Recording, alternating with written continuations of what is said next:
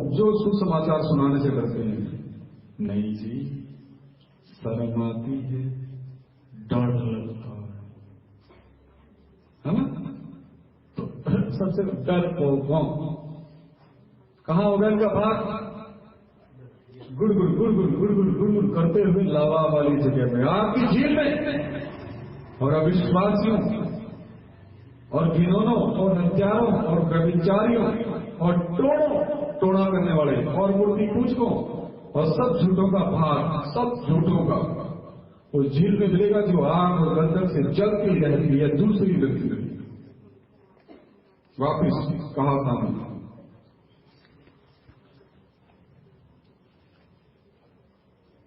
25 का 18 एक बार फिर पढ़ना है। जो किसी के विरुद्ध झूठी साक्ष्य देता है वह मानो हथौड़ा और तलवार और पहना तीर है, लेकिन इस तीर में जाना कहां है? ये तीर चाहे जितना भी पहना हो, हथौड़ा जितना भी भारी हो, तलवार कितनी भी तेज हो, आग की झील में तो ये पिघल जाएगी, उसमें तो पिघलते रहना, लेकिन आत्मा और प्राण कभी मरते नहीं। बराबर वो उनके अंदर महसूस होगा दर्द अनंत काल तक। 26 वचन भी पढ़े, 25 का 26 कहा था। ਧਰਮੀ ਪੁਰਸ਼ ਜੋ ਦੁਸ਼ਟ ਦੇ ਅੱਗੇ ਦੱਬ ਜਾਂਦਾ ਹੈ, ਉਹ ਗੰਦਲੇ ਸੁੰਭ ਅਤੇ ਪਲੀਤ ਸੋਤੇ ਵਰਗਾ ਹੈ। दोबारा पढ़। ਧਰਮੀ ਪੁਰਸ਼ ਜੋ ਦੁਸ਼ਟ ਦੇ ਅੱਗੇ ਦੱਬ ਜਾਂਦਾ ਹੈ, ਉਹ ਗੰਦਲੇ ਸੁੰਭ ਅਤੇ ਪਲੀਤ ਸੋਤੇ ਵਰਗਾ ਹੈ।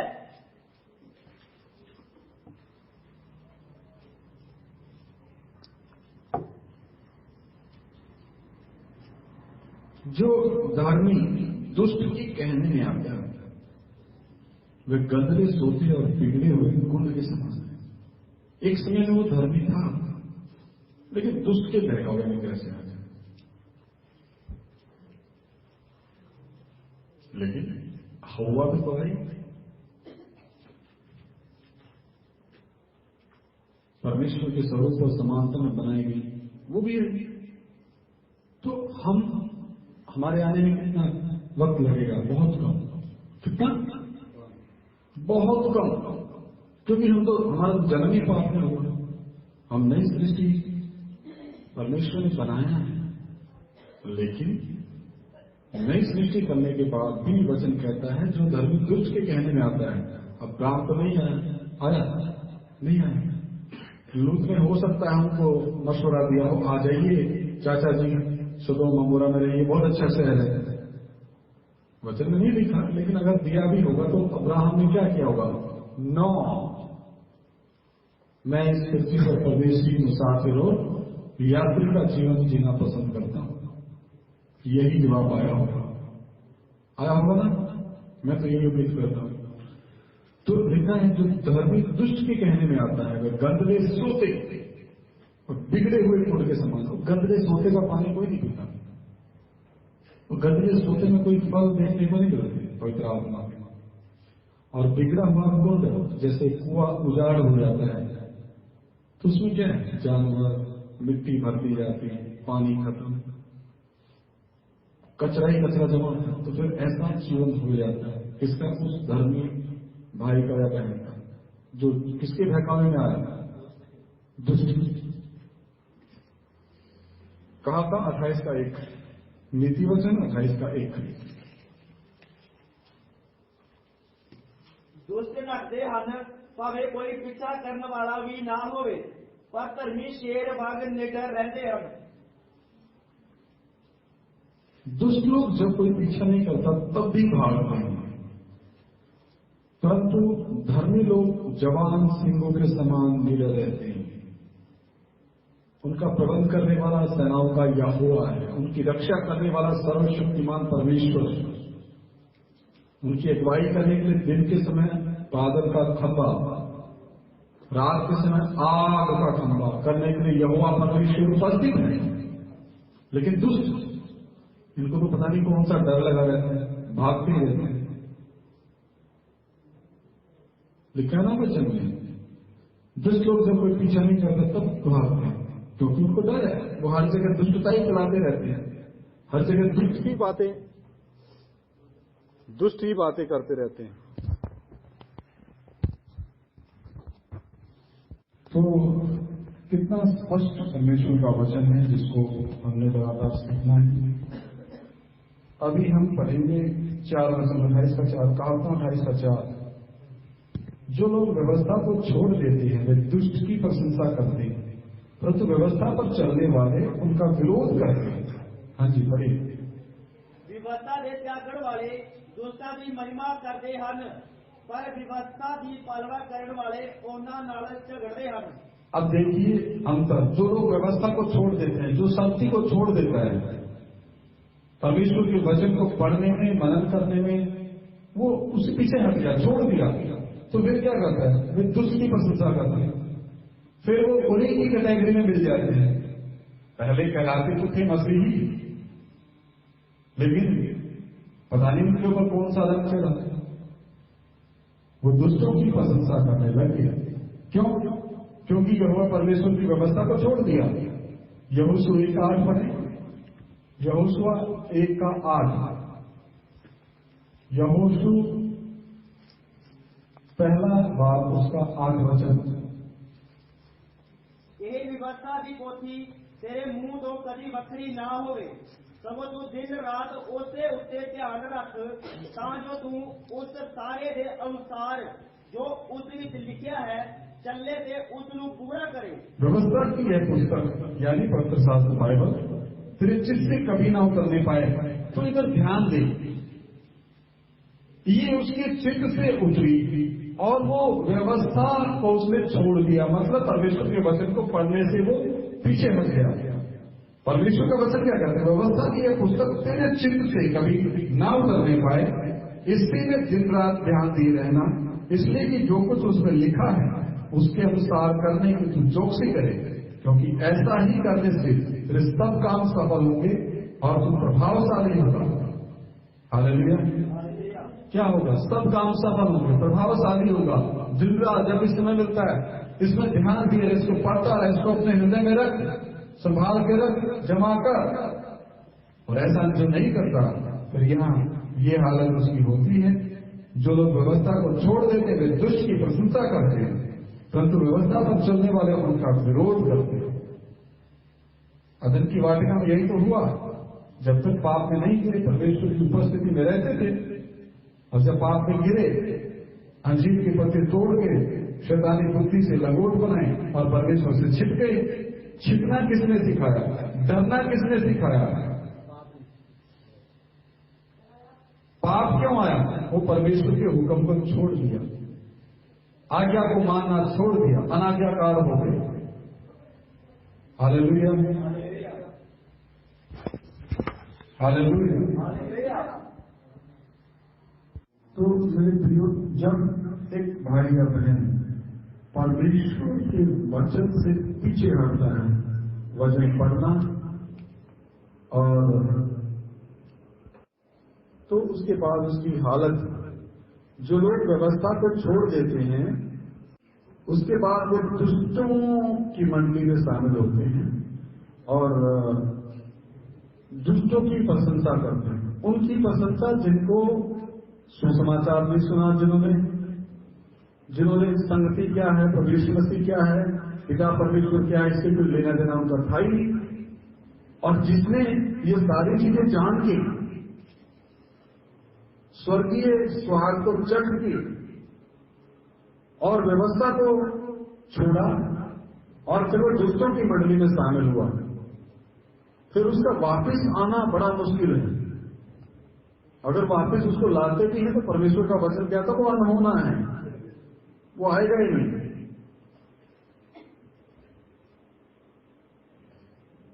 परंतु व्यवस्था पर चलने वाले उनका विरोध करते हैं। तो हमने बोला, मेरे भाई मेरे बहन, ये आपके लिए ठीक नहीं है। अगर आप कहीं दिल से सच्चे पश्चाताप के साथ, मन के साथ प्रायश्चित करें तो ही परमेश्वर माफ करेगा। पंजाबी करेंगे। व्यवस्था दे त्यागण वाले दुष्टां दी महिमा करते हैं, पर व्यवस्था की पालना करने वाले उन्हां नाल झगड़ते हैं। हाँ जी, 12 भी पढ़े। ਜਦੋਂ ਧਰਮੀ ਜਿੱਤਦੇ ਹਨ ਤਾਂ ਬੜੀ ਸ਼ੋਭਾ ਹੁੰਦੀ ਹੈ, पर जब दुष्ट उठते हन ता आदमी लुक जाते हन। जब धर्मी लोग जयवंत होते हैं तब बड़ी शोभा होती है, और जब दुष्ट लोग प्रबल होते हैं तब मनुष्य अपने आप को छिपाता है। जब दुष्ट लोग क्या होते हैं, प्रबल होते हैं, तब मनुष्य अपने आप को छिपाता है। जैसे जब शाऊल महायाजकों से आज्ञा पत्र लेके चला दमिश्क में, वहां के मसीहियों को पकड़ने के लिए, मारने के लिए, तो उससे लोग छुपते थे या उसके पास आते थे। उस समय शाऊल क्या कर रहा था? परमेश्वर के खिलाफ दुष्ट था, समझ रहे? और उससे बातचीत भी परमेश्वर ने ही की, किसी मनुष्य की हिम्मत नहीं थी। जब धर्मी लिखा है, जब धर्मी लोग जयवंत होते तब बड़ी शोभा होती है, परंतु जब दुष्ट लोग प्रबल होते हैं तब मनुष्य अपने आप को छिपाता है। लेकिन दुष्टता और इसके बारे में सोचना हमारा काम नहीं। हमारा काम परमेश्वर की भलाई और नम्रता, दीनता और परमेश्वर के समान स्वभाव में बनने के बारे में ही सोचना है, क्योंकि दुष्टता का विचार और मूर्खता का विचार भी पाप ही है। हालेलुया। 25 वचन 28 का है। लोभी पुरुष झगड़ा छेड़ता है, पर जेड़ा यहोवा उते भरोसा रखता है वह मोटा कीता जाएगा। लालची मनुष्य झगड़ा मचाता है। आप देखिए, कैन के बारे में भी ये वचन है, लूट के बारे में भी है। क्या मचाता है? झगड़ा। पैसे के पीछे झगड़ा। क्या है पैसा? संपत्ति के पीछे झगड़ा। क्यों? क्योंकि लालच अंदर है। और जो यहोवा पर भरोसा रखता है हष्ट पुष्ट हो जाता है, परमेश्वर उसको तंदुरुस्त रखता है। हालेलुया। और सबसे बड़ा धन परमेश्वर ने हमें जो दिया है, स्वस्थ शरीर। हालेलुया। तो जिसका स्वस्थ शरीर है वो कहीं भी काम करके अपने घर को चला सकता है। 28 वचन भी पढ़े। जब दुष्ट उठते हन ता आदमी लुक जाते हन, पर जदों ओ मिट जाते हन ता धर्मी वाधे जाते हन। जब दुष्ट लोग प्रबल होते हैं तब तो मनुष्य ढूंढे नहीं मिलते, परंतु जब वे नष्ट हो जाते हैं तब धर्मी उन्नति करते हैं। मतलब एक उदाहरण के तौर पर, जैसे फिरोजपुर में टंका वाली बस्ती में कोई चंदू था, गुंडागर्दी करने के लिहाज से, तो आज वो जेल में है। समझ रहे हैं? लेकिन जेल में जाने से पहले जब भी वो बाहर रहा होगा तो उसका कैसा जीवन रहा होगा? उससे जो शरीफ लोग हैं, है ना, वो डरते ही होंगे। नहीं, इस रीति से जब गोलियत का वध हुआ, किसने किया गोलियत का वध? दाऊद ने। तो इजराइल ने क्या पाई? तरक्की पाई ना। परमेश्वर के कारण दाऊद विजयी हुआ और इजराइल का नाम पूरे संसार में फैला और धर्मियों ने उन्नति की, इजराइल ने उन्नति की, वो दिलेर हुए। 29:2 कहा था, 29:2। जब धर्मी प्रबल होंगे हन ता लोग आनंद करते हन, पर जो दुष्ट राज करते हन ता लोग ढाहा मारते हन।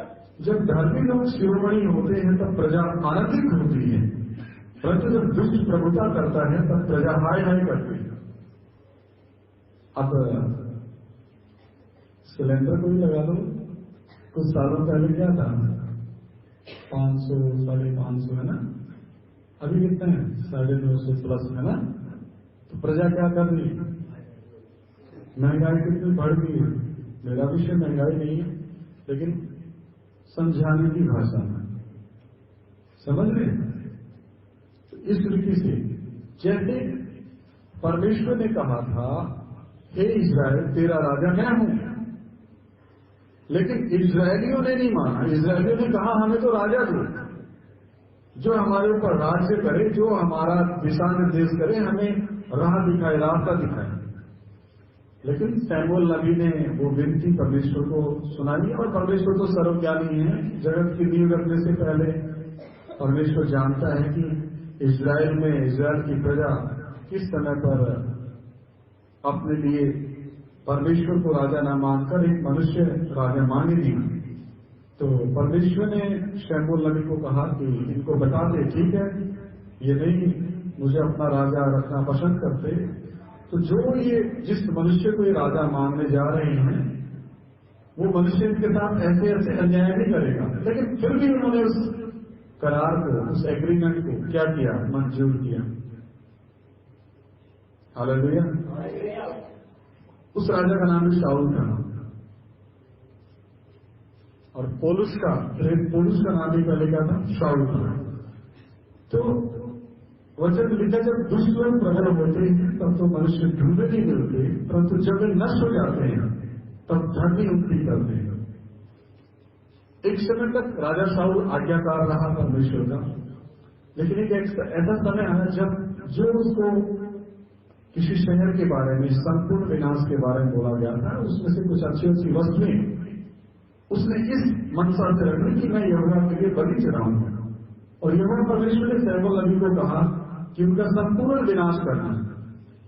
लेकिन शाऊल की क्या सोच, उसने अच्छी अच्छी वस्तुएं रख ली, मतलब पूरी रीति से परमेश्वर की आज्ञा का पालन नहीं किया। और उस समय परमेश्वर ने शाऊल को तुच्छ जाना, और शाऊल के ऊपर से वो आत्मा उठ गया। उसके बाद दुष्ट आत्मा ने उसके ऊपर क्या किया, कब्जा किया। हालेलुया। और फिर वो परमेश्वर ने सैमुएल नबी को अगले राजा के बारे में कहा कि यिशै के पुत्रों में से एक को मैंने अपने लिए चुना है, जिसका मन मेरे मन के अनुसार है। हालेलुया। तो छोटा सा बालक दाऊद पूरी वफादारी ईमानदारी के साथ अपने पिता की भेड़ों की रखवाली कर रहा था। हालेलुया। तो यहां पर जो वचन के अनुसार है कि जब वे नष्ट होते हैं, यानी कि दुष्ट लोग, तब धर्मी उन्नति करते हैं। एक समय था जब राजा शाऊल दाऊद के खिलाफ था, और परमेश्वर ने सैमुएल नबी के द्वारा दाऊद को राजा नियुक्त किया। राजा होने के बाद भी दाऊद उसकी अधीनता में रह रहा है, उसको संगीत बजा के सुला रहा है, उसको चैन, तसल्ली और शांति दे रहा है। कौन? दाऊद। आप देखिए दाऊद का मन, वचन लिखा ही, दाऊद का मन यहोवा परमेश्वर के मन के अनुसार था, और वो एक दिन में नहीं रहा। बचपन से ही परमेश्वर ने उनको क्या दिया, ऐसा मन दिया, और ऐसा बनने का उसने भी ठाना कि नहीं, मैं अपने पिता की भेड़ बकरियों की रखवाली पूरी ईमानदारी से करूंगा, लगन से करूंगा। यिशै के पुत्रों में से सबसे छोटा था, लेकिन परमेश्वर की दृष्टि में क्या था, इजराइल का राजा होने के लिए उसको चुना। और जब दुष्ट आत्मा शाऊल के ऊपर आया, तो शाऊल ने दाऊद को मारने के लिए क्या क्या नहीं किया, आप सभी जानते हैं। हालेलुया। तो जब राजा शाऊल मरा खुद आत्महत्या करके, तो उसके पश्चात धर्मियों ने क्या किया, उन्नति की। दाऊद ने अच्छी रीति से यरूशलेम की, इस्राएल की और परमेश्वर की प्रजा की क्या की, अगुवाई की। किसकी बुद्धि से? परमेश्वर की बुद्धि से। तो कहावता जो 28